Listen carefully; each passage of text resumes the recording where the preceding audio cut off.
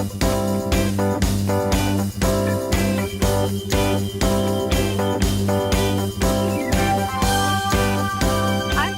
the historic Alexandra Palace, the venue for Family Tree Live, taking place here on the 26th and 27th of April. Family Tree Live has some fantastic partnerships with world-leading genealogy companies, and to tell you all about them, I'm here chatting to some of the key sponsors who are all bringing something very exciting to the show.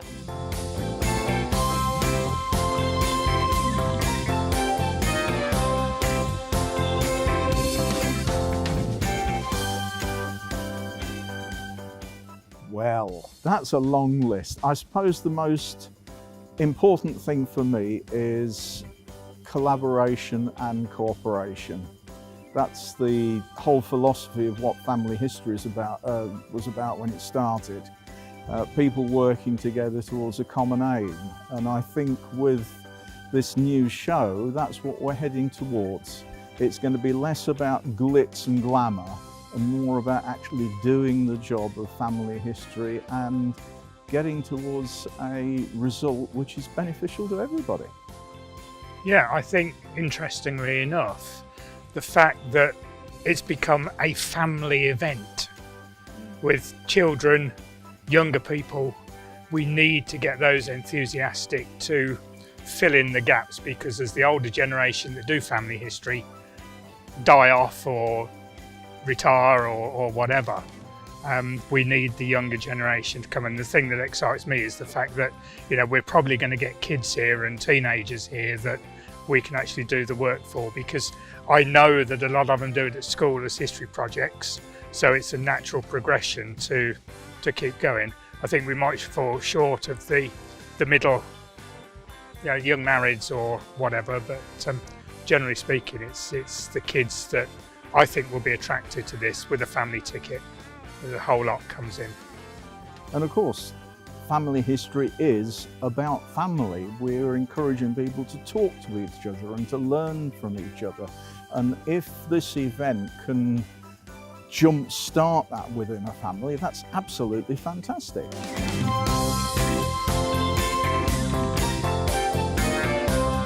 Just generally people starting their family history, because people are going to come in, they're going to have perhaps got a story, you know, somebody's died in the family, they've inherited an heirloom, or they've got a story. And we've got various facilities within the Federation to enable them to fill out a pedigree chart, put down what they know, and then we can guide them on where they go from there. And having the resources around us, you know, we can say, right, now you go and see such and such a society, or you go and see such and such an organisation, and they will help you progress it even further. Yeah, I think one of the problems that we have in family history at the moment is that there is this feeling that you can do everything on a computer, and we need to get people talking together. And if we can encourage people to do that, to find a family history society, or even just find people in their location, or even other members of the family who've done a bit, and help them to learn what it's all about, and to find out about the heritage, where they came from, why they got to be where they are now. It's just inspiring to talk to others and find out what they know and potentially what they don't know as well, and to encourage them in that great journey.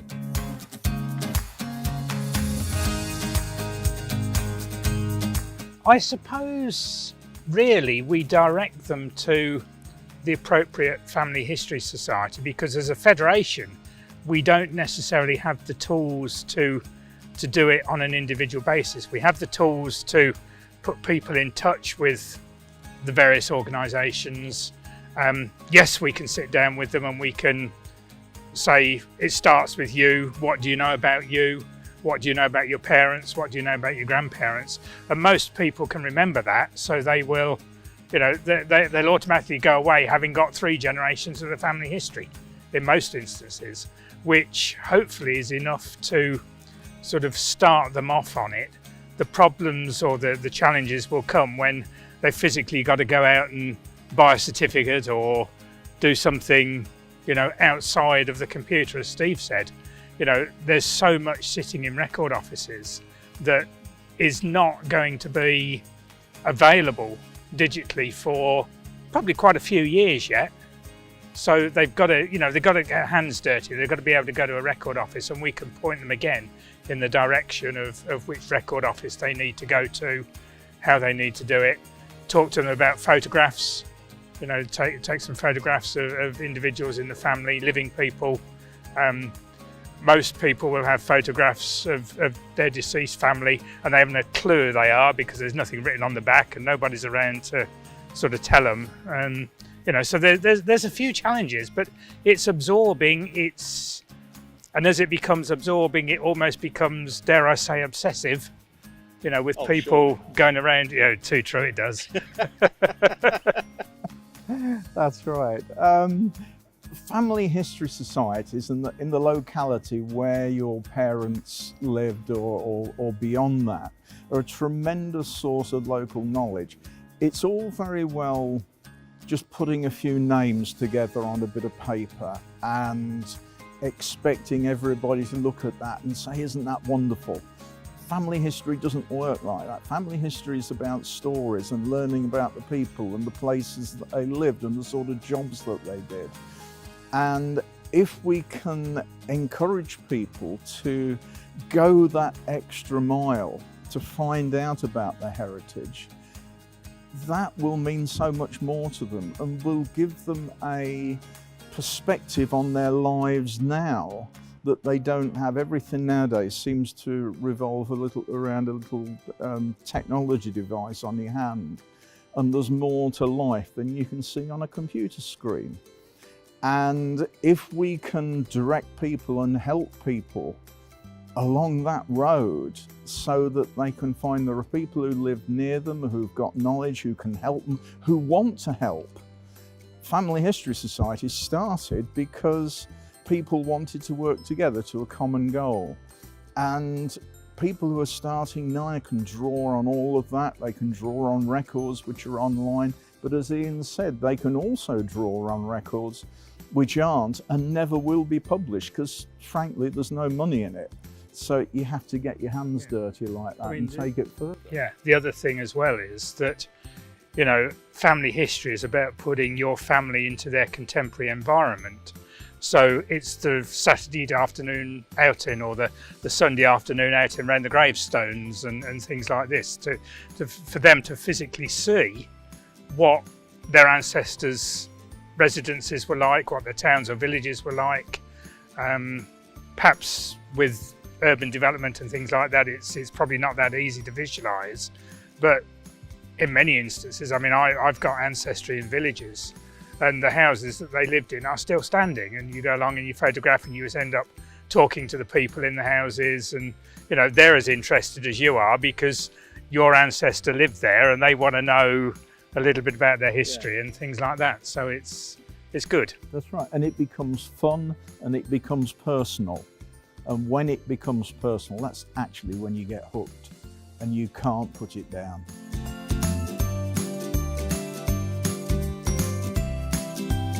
There is one thing that I can say that we can help with though. At the show, we're going to be giving away two things.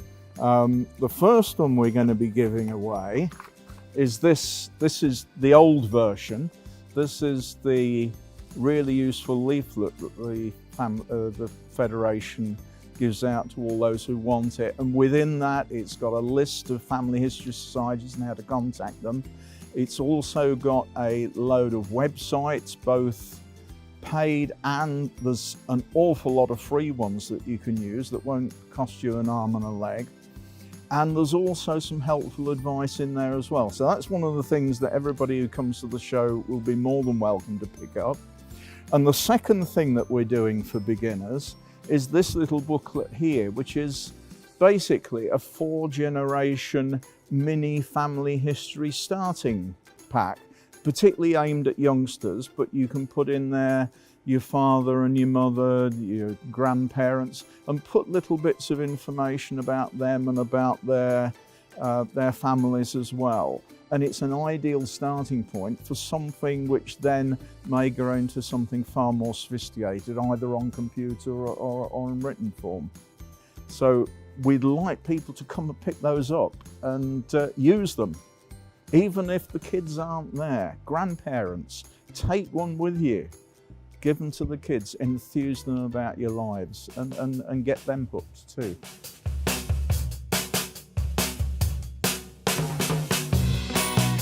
I think we need to have perhaps one-to-ones so that we can talk about any specific problems, any brick walls, any situations that they have. We're finding it increasingly that with the mix of population, that so many people have got sort of Eastern European ancestry, Portuguese, Spanish, you know, and they're dead keen on doing their own family history. So we've got to again point them in the direction of those documents, where they can find the information out, how they can do it. But you know, we aim to have a one-to-one sort of surgery. I know that AGRA are doing an Ask the Experts, but on the stands, everybody is going to be receiving questions about, oh, I'm stuck on this, or I can't do that, and we're just going to have our specialists there to help them. You know, and it's very, very, very individual.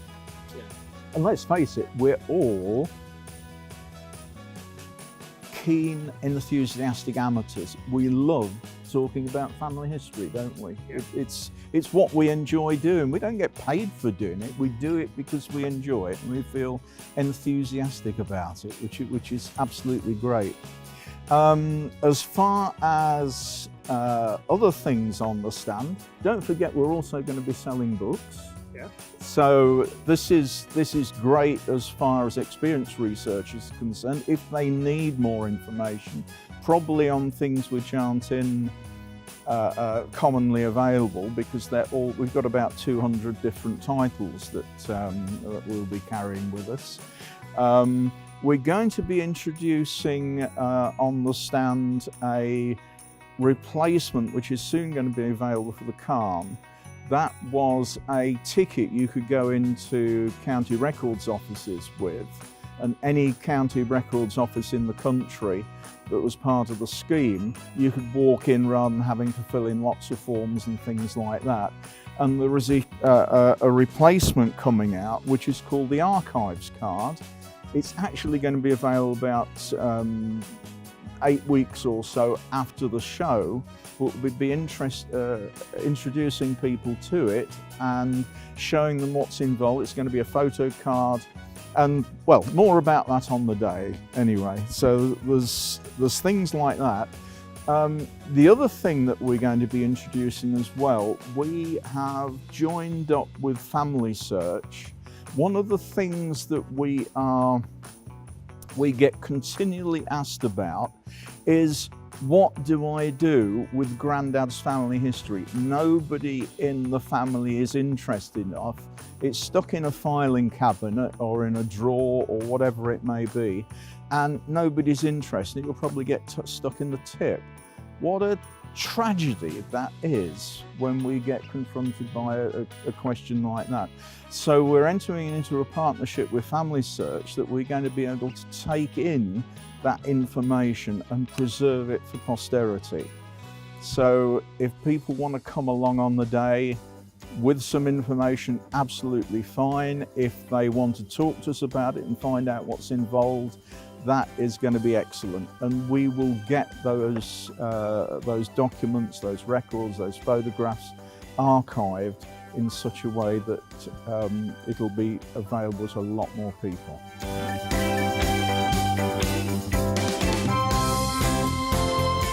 We do. We have rebranded the Federation, and the Federation is now known as the Family History Federation, which we think is better representative of what we're trying to do. We're trying to enthuse U3A family history groups. We're trying to get other kindred historical societies involved with us. And if we stick with Federation of Family History Societies, it restricts us because it is literally a family history society, and we want to widen it out. We're also, in doing that, we are hopefully developing a more public face rather than just a face relative to societies. So there will be a lot more, and our new website will reflect that. There'll be a lot more educational content. There'll be a lot more information about how you do your research, why you do it, loads of stuff that we can actually share with the general public as opposed to just with family history societies. Absolutely. And I've got one thing I can tell you about, extra I can tell you about as well. We've been having a chat to Find My Past, and we are hoping to have some discount vouchers available for people who are taking up new subscriptions, which will be worth having. So watch this space on that one.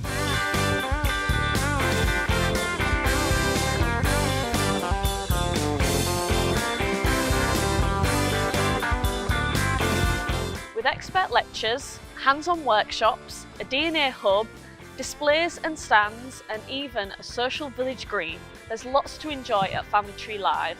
So book your tickets via Ticket Factory from as little as just £10, and you can reserve your place on our lectures and workshops.